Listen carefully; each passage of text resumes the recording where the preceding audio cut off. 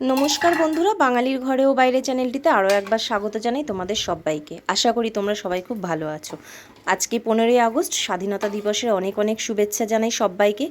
স্বাধীনতা দিবসের মানে শুভ দিন ছাড়াও আমার কাছে অন্য আরও একটা কারণে শুভ দিন আজকের এই দিনটা। তার কারণ আজকে হচ্ছে তোমাদের দাদার জন্মদিন। 15 আগস্টেই ওর জন্মদিন। তো সেই জন্য আমার কাছে এই দিনটা অনেকটাই স্পেশাল, দুটো কারণে স্পেশাল। এক তো স্বাধীনতা দিবস, আর একটা হচ্ছে তোমাদের দাদার জন্মদিবস। তো যাই হোক, সকাল সকাল একটু গরম গরম ফুলকো লুচি আর চানা করেছিলাম ওকে দেওয়ার জন্য। খুব বেশি করিনি, কারণ মা বাবা কেউ বাড়িতে নেই, আর সকাল সকাল একটু অন্য কাজের চাপও আছে, সেই জন্য ওই 2-4টে ভেজে তোমাদের দাদাকে দিয়েছি। আর তারপরে আবার দুপুরের লাঞ্চের ব্যবস্থা করেছি, সেটাও খুব সামান্য করেই করেছি। ঘরে যতটুকু যা কিছু ছিল সেটা দিয়েই করেছি, তার কারণ বিকেলবেলা আবার অন্যরকম প্রোগ্রাম আছে। যদিও এটার জন্য আমি একদম তৈরি ছিলাম না। আসলে আমাদের ভাগনা এখন তো বড় হয়ে গেছে, তা ও ঠিক করেছে আজকে ট্রিটটা ওই দেবে, মানে মামার জন্মদিন উপলক্ষে সবাইকে খাওয়া দাওয়া করাবে।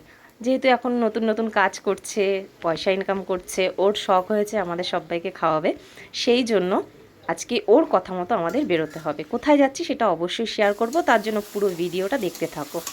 আর এখানে দেখো, সকালের খাবার দাবার হয়ে যাওয়ার পরে চিকেন কষা বানাচ্ছি। চিকেন এখানে 8 পিস চিকেন নিয়েছি, মাত্র 8 পিস। আগের দিন চিকেন এনেছিল, সেখান থেকে আমি 8 পিসের মতন রেখে দিয়েছিলাম, আর সেটাই আজকে করা হচ্ছে। আগের দিন সবাই মিলে খেয়েছি, দিদিরা খেয়েছে, আমরা খেয়েছি, সবাই মিলেই খাওয়া হয়েছে। কিন্তু আজকে শুধুমাত্র রেখে দিয়েছিলাম তোমাদের দাদাকে একটু করে দেবো বলে।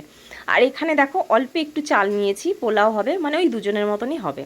দুজন এখানে ঠিক মতন হবে না, মানে তোমাদের দাদার হয়ে হয়তো সামান্য একটু থাকবে, আর আগের দিনের ভাত রয়েছে, আমি সেটাই খেয়ে নেব, সেই জন্য এখানে অল্প করেই করা হয়েছে। এখানে দেখো কতগুলো গরম মশলা রয়েছে, গোটা গরম মশলা। আর এখানে তো চিকেন কষা হচ্ছে, সামান্য একটু চাল দিয়ে পোলাও করে দেবো, হয়ে যাবে। আর একটা কথা কি জানো তো, এটা যে আমি করেছি তোমাদের দাদা জানতো না, যেহেতু ছুটির দিন ও একটু ক্লাবে গিয়েছিল, পতাকা তোলা হলো, তারপরে এর সঙ্গে তার সঙ্গে গল্পে ব্যস্ত ছিল, আর এই ফাঁকে আমি এগুলো করে নিয়েছি।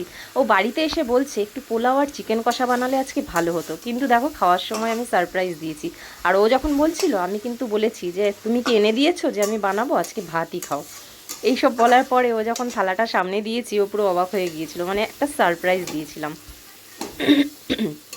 আর এখানে দেখো, চিকেনটা খুব ভালো করে আমি কষিয়ে নিয়েছি, সুন্দর করে কষিয়ে। আজকে একদম ঝোল রাখবো না, এরকম কষা কষাই রাখবো, পোলাওয়ের সঙ্গে চিকেন কষা খেতে খুব ভালো লাগে, সেই জন্য। আর আমি জানি এটা তোমাদের দাদার খুব পছন্দ। আর এখানে দেখেই বুঝতে পারছো চালটা যে কতটুকু নিয়েছি, পোলাওটা কতটুকু হবে, মানে ওর মতনই হবে। আর যে ভাত আছে আগের দিনের, আমি সেটা খেয়ে নেবো বলেছি, কারণ কি, যাতে আর বেশি কিছু বেঁচে না থাকে, তার কারণ বিকেলে আবার যদি বাইরে খাওয়া দাওয়া করি তাহলে এইগুলো সব থেকে যাবে।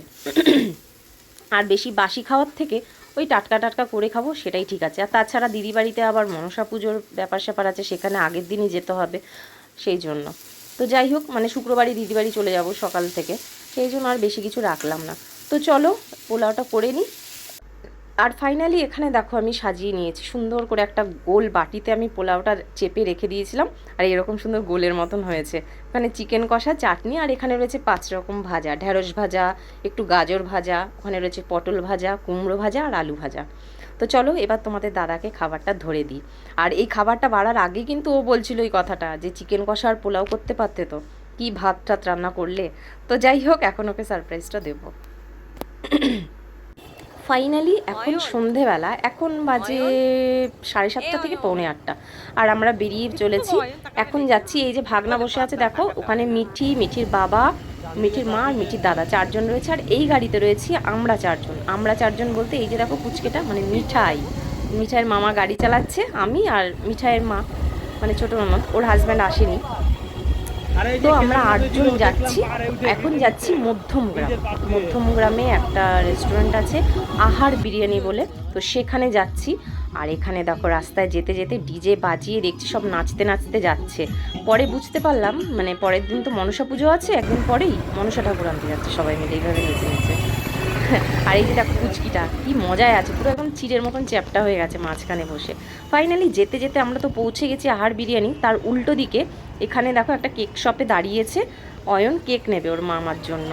আর এখন একটা কি হয়েছে, ট্রেন্ড চলছে, মানে আমাদের যারই বার্থডে থাক বা অ্যানিভার্সারি যাই থাক, অয়ন কিন্তু কেকটা নিয়ে আসে সবার জন্য। তো যাই হোক, ও মামার জন্য কেক নিচ্ছে। আর এই মিঠি মাঝখান থেকে গিয়ে ওখানে যে ডেকোরেশন করা ছিল বেলুন দিয়ে, সেইগুলো ওরা 2 বোন কিন্তু বেলুনগুলো বেশ নিয়ে নিয়েছে, দেখো সব হাতে নিয়ে নিয়ে বেরোচ্ছে, দোকানদারই দিয়েছে। আর এখানে দেখো গৌতম না আনন্দ করছে।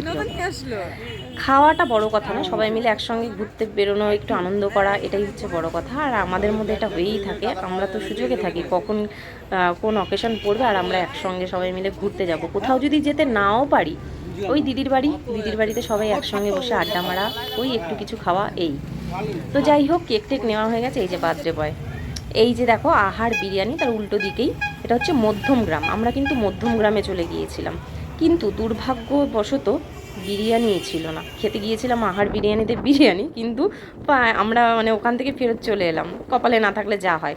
আসার পথে আমরা কিন্তু অনেক কটা মানে রেস্টুরেন্ট খুঁজেছি, কিন্তু যেহেতু 15 অগাস্ট আর এত পরিমাণে ভিড়, সেই জন্য সব দোকানই প্রায় ফাঁকা।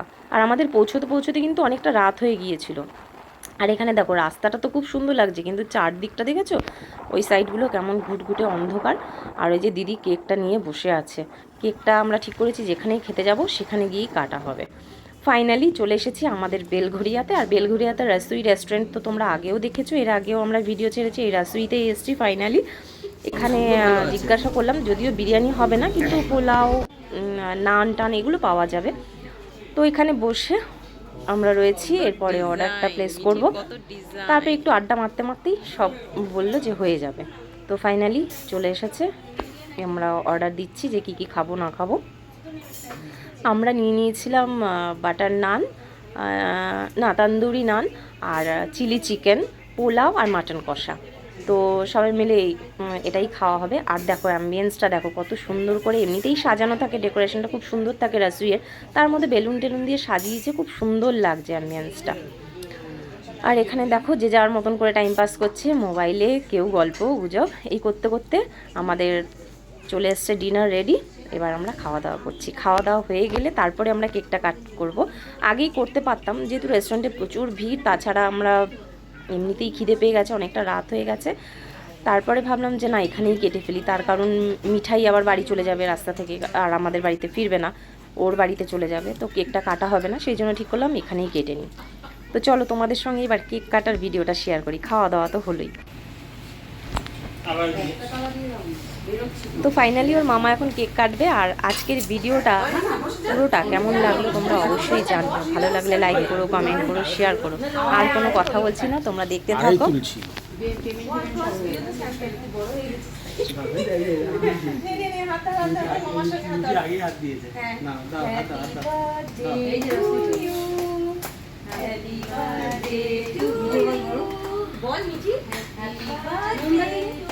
হ্যাঁ ছিল তো, ধরাবো আবার যদি।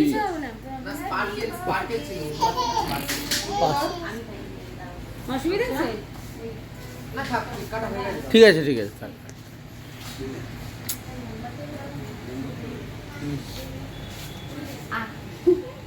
এসো না, ওকে একবার খাওয়াও। হ্যালো হ্যালো বাবু, কে কই? এই তো বেলগুড়িয়া। একটা কাটি হলো,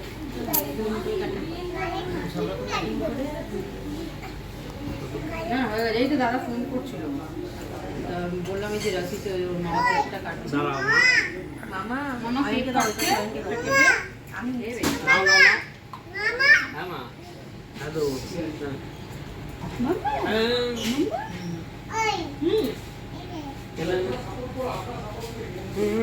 না না দাদি